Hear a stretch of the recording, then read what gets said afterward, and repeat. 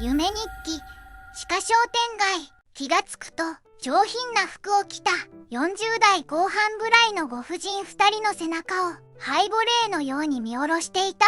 2人はどこかの駅の地下商店街を歩いているが、2人以外には誰もおらず、すべての店のシャッターが降りていた。その地下商店街は都心のような綺麗な感じではなく、昭和に作られたような寂れた感じで、レトロな雰囲気を醸し出していた。2人の婦人がしばらく歩くと、やがて地下商店街の最奥部までたどり着いた。そこには唯一、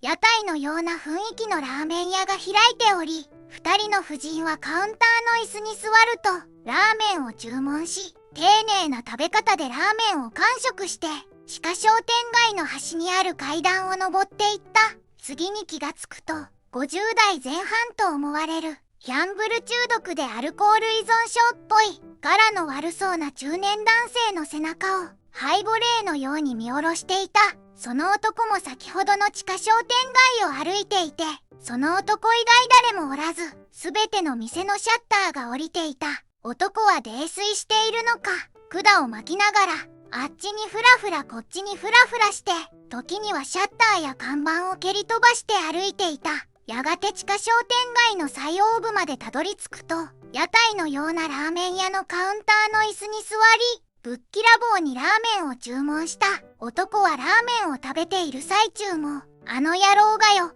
この野郎がよ、と文句を言いながら食べていたが、次の瞬間、地下商店街のスタート地点に戻っていた。男は、なんだ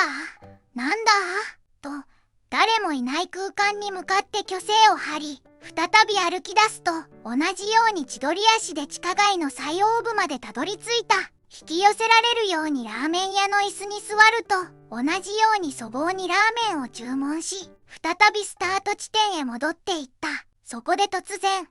場面が暗転し、男はラーメン屋の椅子の下の床に寝転がっていた。48年もよ、48年もここにいんだよ、出られねえんだよ、誰か助けてくれよ、と、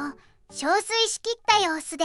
ブツブツと言っていた。次の瞬間、自分はあの地下商店街にいた。とりあえず、まっすぐ歩いていくと、地下商店街の最奥部の左側に、やはり、屋台風のラーメン屋が現れた。自分はそこでラーメンを注文して、完食して、お金を払い、橋の階段から地上へ向かったが、たどり着いたのは、地下街のスタート地点だった。ここで自分は、なるへそ、婦人だな。あの婦人の動作や座った席、ラーメンの具を食べた順番などをトレースしないと出れないゲームシステムだな。いわゆる8番出口の亜種みたいなもんか。と、ビデオゲーム黎明期からゲームをやってきたゲーム脳で直感的に攻略法を導き出した。ならば、どこかで婦人の動きを再び見られないと、ゲームシステムとして破綻してしまうぞ。どこだどうやったら婦人のリプレイ映像を見られると考えていたら目が覚めました。最後まで見てくれてありがとう。また見てね。チャンネル登録お願いします。